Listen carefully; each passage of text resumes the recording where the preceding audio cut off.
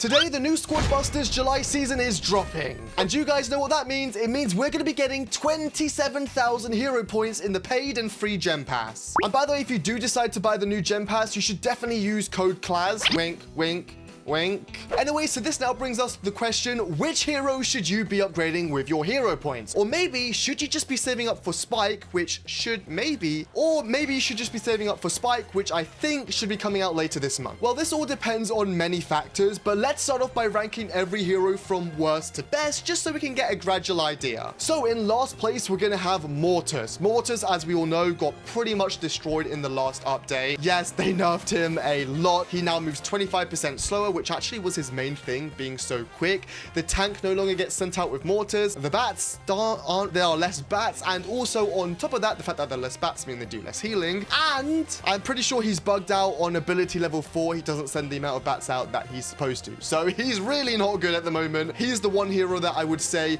you should not be upgrading under no circumstances unless you're just having that much fun and success with him. Next up, we have the Archer Queen, which is no longer the worst hero in the game. I think she's actually a little bit better now. She's definitely usable, that's for sure. And because her arrows now do a lot more damage, if you pair her with like a Leon or a Trader Mega Potion, which make her arrows deal even more damage, it can actually result in you taking out someone's hero in 3 arrow shots. It is very good for that. And this is why I would say the Archer Queen is now pretty usable. And if you're close to maxing out your Archer Queen already, I would go with her. Just get her maxed out and then focus on the next hero. In the middle, we're going to have Sonic. Sonic recently came out. Very good, very, very quick hero. He has a second life, as we all know, because of his ability. Extremely quick, you can just farm and then run away the whole game. Although what I will say is Sonic only takes Sonic hero points, not normal hero points. So for the sake of this video, we're not going to talk about him anymore. And then we're now going to be moving on to the second best hero in the game, which used to be the best hero in the game. It's now Royale King though. Royale King is the second best hero in the game. He received a nerf in the last update, which definitely has made him a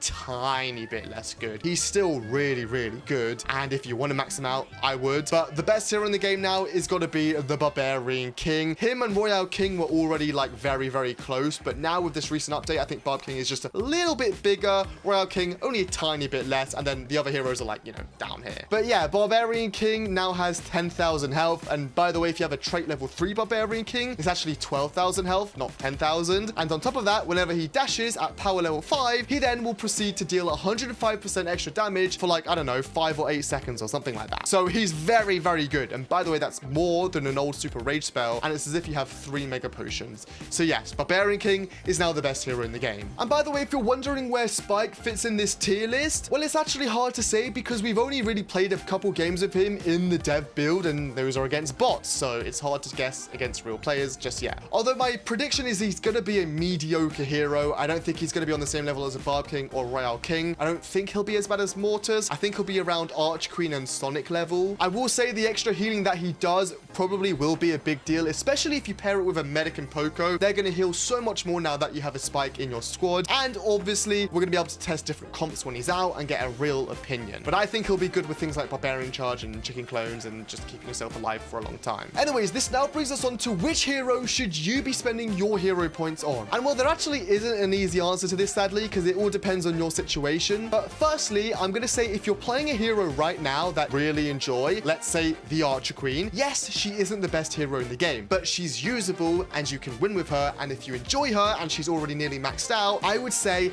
get her maxed out and then start saving up for the next hero. But let's say you've got no hero maxed out, I wouldn't go with Archer Queen, I would go something. But let's say you're not close to maxing out your Archer Queen, she's still very far away and you have a bunch of hero points, I would go with a different hero. And by the way, if you're wondering how many hero points it takes to max out a hero, if you guys are like really low level, it's around 80,000 hero points, but it may differ depending on if you're a high level player. For example, as you guys can see here, my Barbarian King is 18 out of 45, but I've not actually upgraded anything. It's only because I already have El Primo max, all the emotes, Barbarian max, and other troops that it asks for. For example, Frank right here. Meaning for me to max out my Barbarian King, as in get power level 5, which is what I want, it's only going to cost me 45,000 hero points. What I'm going to be doing on release is I'm going to be getting power level 5, which is the real OP squad. He's getting raged up to Mega Punch, 105% extra damage. I'm then going to be getting trait level 3. I'm going to ignore trait 4 and trait 5, and then I'm going to be getting turbo level 3. Altogether, this will only cost me 45,000 45,000 hero points. So for me, Barbarian King being the best hero in the game and the fact that he can be maxed out with only 45,000 hero points, I'm gonna go for it. 100%, he's the best. Anyways, let's say you don't have this. You don't have an 18 out of 45 Barbarian King because you're not very high level. Well, the best hero for you to max out, I think is gonna be the Royale King, because while the Barbarian King is the best hero in the game, it's only at power level 5. And I really mean this, power level 5. No other ability comes close to power level 5. Versus the Royale King, where he's good straight off the bat. On my free-to-play account, I'm using a really underleveled Royale King and winning all my games. Royale King is good at power level 2. He's then really good at